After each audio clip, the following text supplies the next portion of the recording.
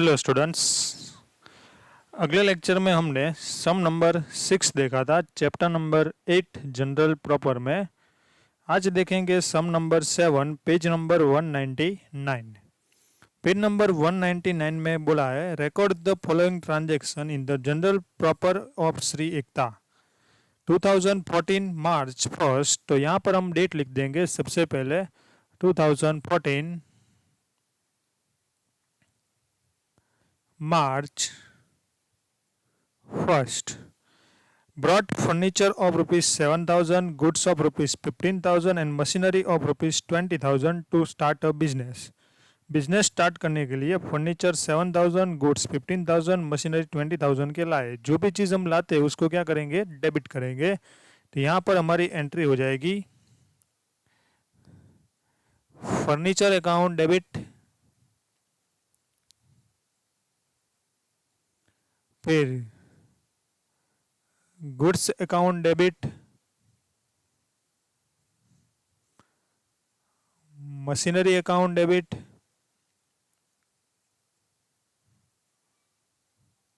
To कोई भी चीज लाते हैं उसको क्या बोलते हैं, टू कैपिटल अकाउंट। तो फर्नीचर 7,000 का, गुड्स 15,000 का और मशीनरी 20,000 की। टोटल हम कितनी चीज लाए, 42,000 की चीज लाए। उसके बाद entry number 2, scientific calculator 2000 and cellular phone of ₹25,000 purchase from Kamlesh traders. देखो यहाँ पर कोई भी जगह कैश वर्ड आया नहीं है, मतलब क्रेडिट ट्रांजेक्शन। पहले क्या लाए, साइंटिफिक कैलकुलेटर, तो बिजनेस में आया मतलब डेबिट। तो यहाँ पर लिखेंगे साइंटिफिक कैलकुलेटर अकाउंट डेबिट, फिर cellular phone account debit to कहां से परचेस किया, कमलेश ट्रेडर्स। तो to Kamlesh traders account. Scientific calculator 2000 का, सेल्यूलर फोन 25,000 का, टोटल कितना हो जाएगा 27,000। तो इसी तरह से आपको क्या करनी है, एंट्री करनी है। जनरल प्रॉपर मतलब जनरल एंट्री ही है, सेम टू सेम ही है, पर इसमें एंट्री अलग से करते हैं और जनरल प्रॉपर लिखते हैं। Third number, fan of ₹2500 purchase from house hold using by given goods of ₹3,000। Fan purchase किया किसके लिए, घर के लिए।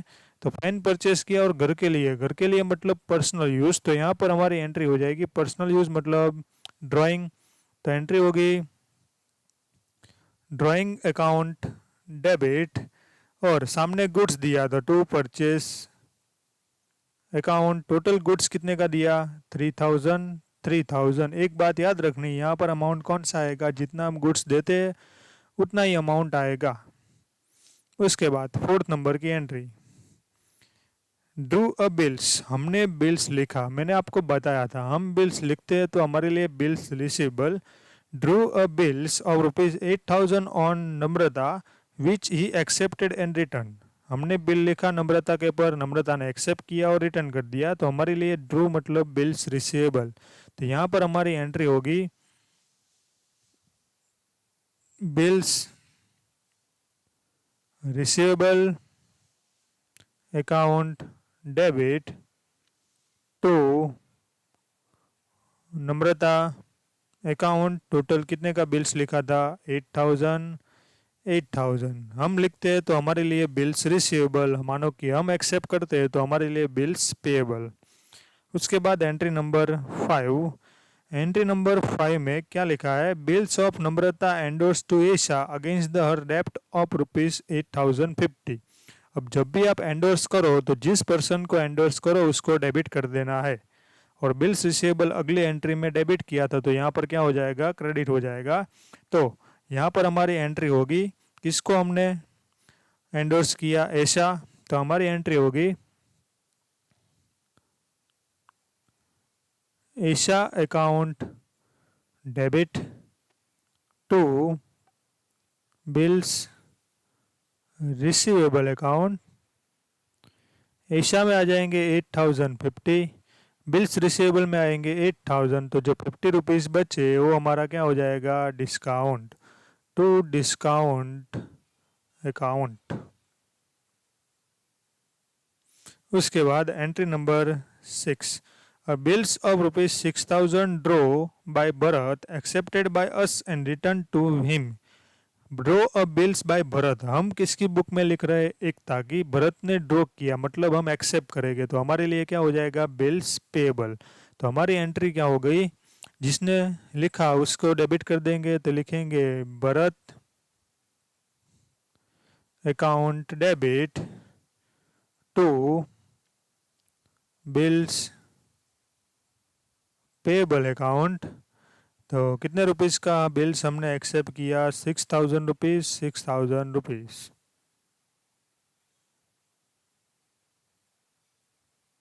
उसके बाद 7 नंबर की entry, goods of ₹8000 were stolen away from the godown for which the insurance company accepted a claim 75% of the amount.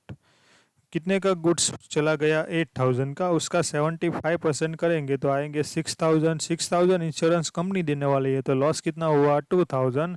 तो हमारी एंट्री होगी, पहले लॉस हुआ तो लॉस ऑलवेज क्या होता है, डेबिट। तो यहाँ पर एंट्री होगी लॉस ऑन, एक्सीडेंट हुआ है कि फायर हुआ है, stolen, loss on stolen account debit, फिर इंश्योरेंस कंपनी अकाउंट डेबिट, और गुड्स गया टू परचेस अकाउंट। परचेस में आ जाएंगे 8000, इंश्योरेंस कंपनी कितना देने वाली है, 75%, मतलब 6000, और यहाँ पर आ जाएगा 2000। उसके बाद एंट्री नंबर 8, एंट्री नंबर 8 में एन अमाउंट ऑफ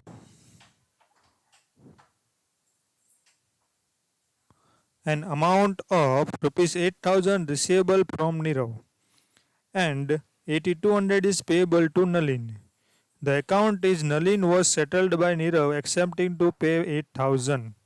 तो यहाँ पर हमें पहले क्या करना है, कैलकुलेशन करनी है। कैलकुलेशन कैसे करेंगे, यहाँ पर मैं करता हूँ, देखो मुझे 8000 रुपीज़ नीरव के पास से लेने हैं। किसके पास से, नीरव। किसको लेने हैं, एकता को। और मुझे पे करने हैं किसको, नलिन को। कितने रुपीस, 8200 नलिन।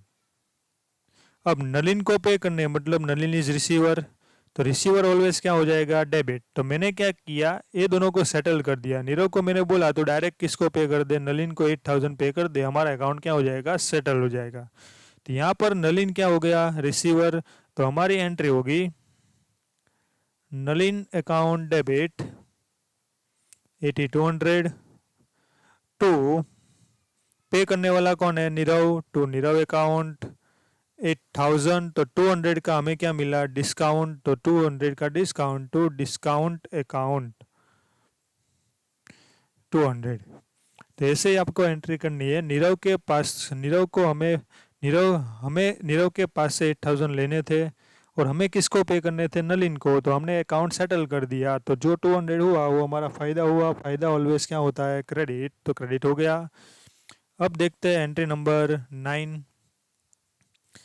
9 नंबर की एंट्री में cash receive from Rajendra for bed debt recover. Cash receive हुआ मतलब कैश आया, तो एंट्री होगी कैश अकाउंट डेबिट, किसका पैसा आया, bad debt recover, to bad debt recover account. कितने रुपीस मिले, 2000। उसके बाद entry number 10, 300 payable to Manoj for interest. Manoj को पे करने हैं पर अभी पे हुए नहीं है, अभी पे करने हैं। तो हमारा एक्सपेंस हुआ, तो पहले एक्सपेंस का नाम, interest account debit to, Manoj को पे करने हैं, अभी पे किए नहीं है, तो मनोज अभी गिवर है, तो यहाँ पर हम लिखेंगे अनपेड इंटरेस्ट अकाउंट। कितने रुपीस पे करने हैं उसको, टोटल 300 रुपीस पे करने हैं, तो 300 300 जिसको पे करने अभी पे करने बाकी है, तो वो हमारी लाइबिलिटी हुई। लाइबिलिटी ऑलवेज क्या होती है, क्रेडिट होती है।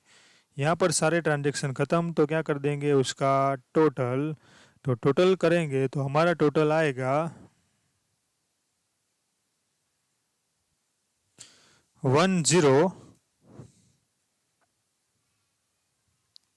109,550। तो इसी तरह से आपको क्या करनी है, जनरल प्रॉपर एंट्री करनी है।